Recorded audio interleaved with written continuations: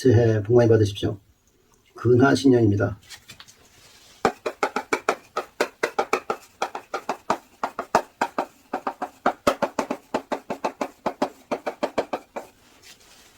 삼갈근 축하할 하 새로 올신 해년 삼가 새해를 축하합니다.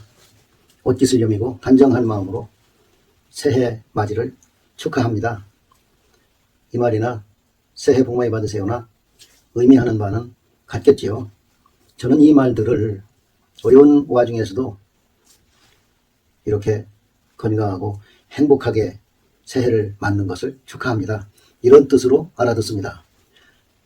그러지 않더라도 그렇게 받아들이고 싶습니다. 우리 모두가 새해 건강하고 또 작은 꿈이라도 차근차근 이루어가는, 그러면서 올 연말에는 큰 성취를 맛보는 그런 해가 되기를 기원하겠습니다.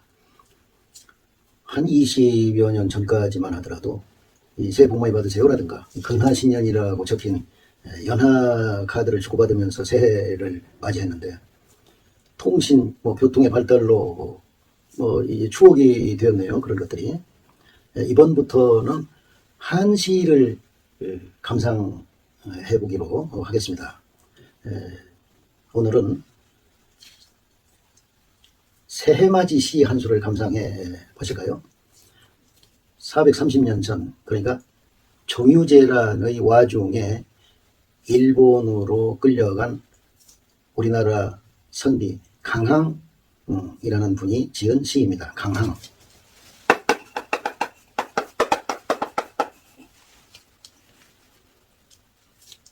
이분이 일본에 끌려간 지 두 번째 맞는 설날에, 그러니까 1599년 설날에 쓴 시입니다. 당시는 일본도 메이지 유신 한참 전이기 때문에 음력을 쓰고 있었죠. 따라서 설날이 우리나라와 일본이 같은 때였다, 이런 말이죠. 한번 보실까요? 경상불인 혼지진이요. 경자는 옥경자, 구슬경자.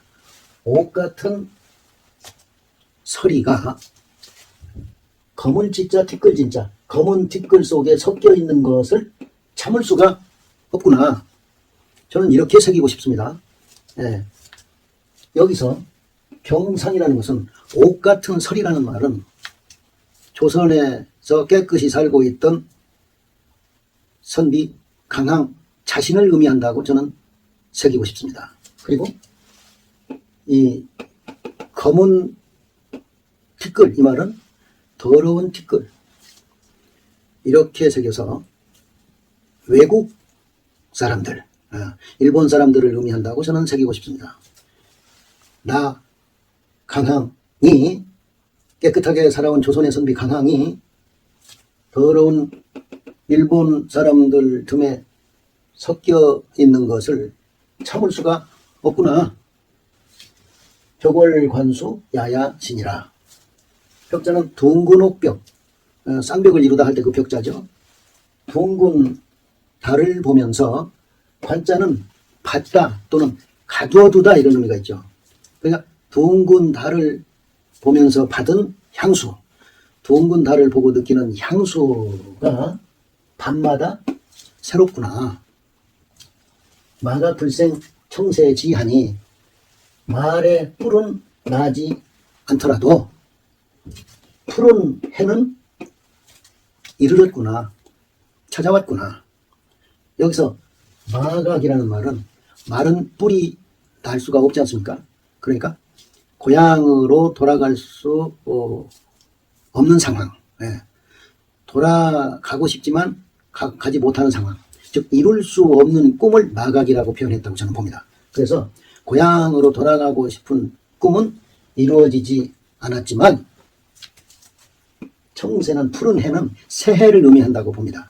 새해는 다가왔구나. 객신환자 갑봉신이라.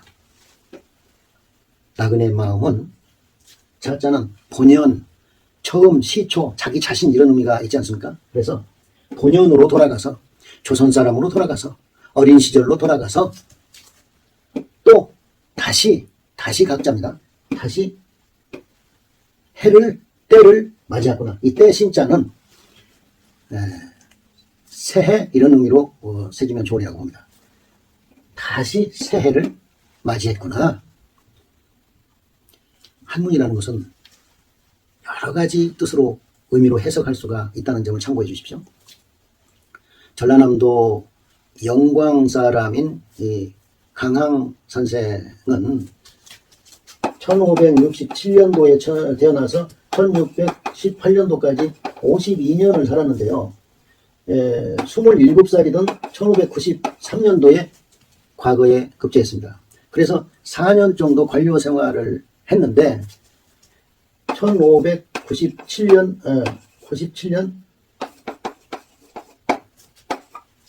9월에 고향인 영광 포구에서 일본 사람들한테 납치가 된 것입니다. 가족들과 함께. 그런데 그 와중에 아들과 딸이 물에 휩쓸려서 죽어가는 모습을 두 눈으로 보면서 납치를 당했던 것입니다. 일본에 납치된 조선인들을 피로인이라고 학계에서는 표현하고 있습니다.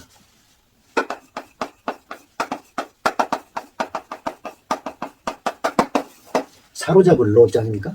사로잡힌 사람들, 포로가 된 사람들 이런 의미로 피로인이라고 우리 학계에서는 쓰고 있는데 이 피로인 중에서도 과거에 급제해서 조선의 고위직을 역임했던 관료를 역임했던 이 강항을 일본 사람들 입장에서는 상당히 조목했겠죠.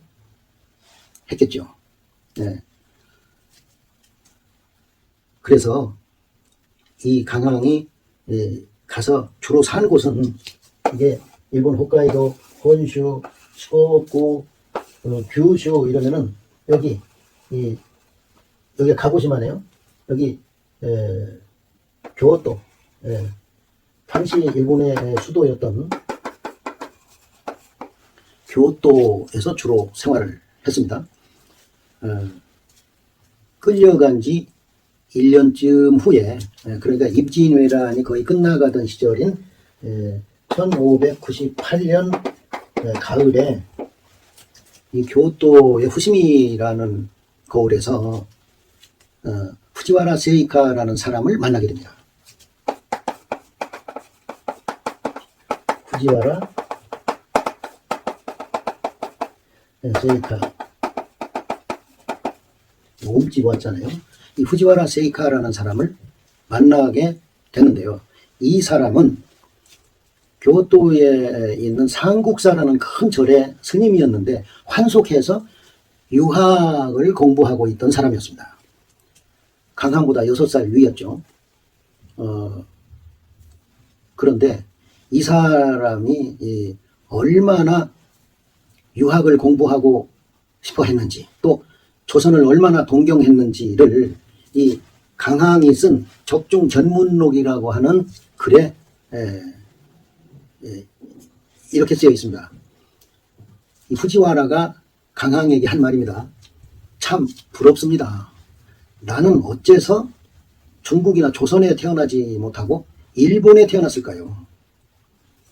나는 1591년도 3월에 중국에 가기 위해서, 즉 중국에 가서 유학을 배우기 위해서 이 가고시마에서 배를 타려고 했습니다. 그런데 갑자기 병이 나서 교토로 돌아오고 말았습니다. 병이 좀 우선해졌을 때 이번에는 조선으로 가기 위해서 채비를 하고 있었는데 마침 조선과 일본이 전쟁을 하는 상황이라 그 꿈을 이루지 못했습니다. 이럴 만큼 조선을 동경하고 유학을 동경했다 이런 말이죠.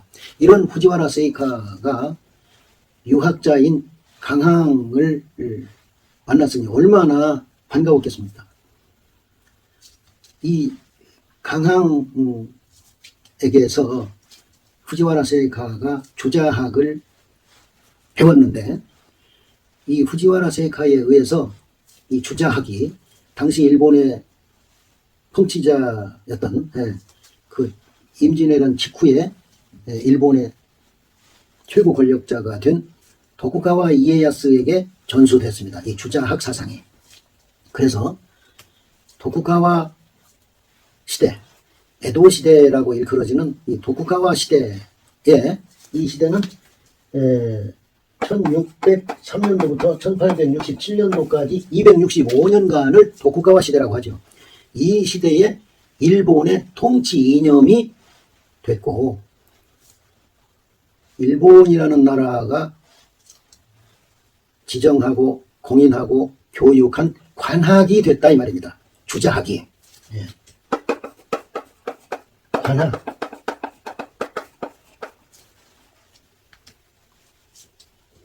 그때까지 일본의 중심 사상은 불교였습니다. 나라시대 이후에 900년간이나, 나라시대는 700년대를 나라시대라고 하죠. 이 700년대부터 이 1600년 직전까지 일본 사상의 중심은 불교였는데, 이 불교를 제치고 이 주자학이, 강항이 일본에 가르쳐준 주자학이 일본의 중심 사상이 됐고 관학이 됐다. 그것이 통치 이념이 됐다. 이런 말입니다. 그러니까 백제의 왕인 박사처럼 이 강항이 우리나라가 일본을 가르친 문화 선진국이었다는 것을 증거하는 중요한 인물이 됐다. 이런 말이죠. 네. 이 대변혁의 중심에 강항이 있다. 이런 말씀입니다. 네. 강항은 일본에 있으면서 일본의 사정을 꼼꼼하게 적어서 은밀히 선조 임금께 글을 올리기도 했습니다. 그걸 적중봉소라고 하는데요. 네.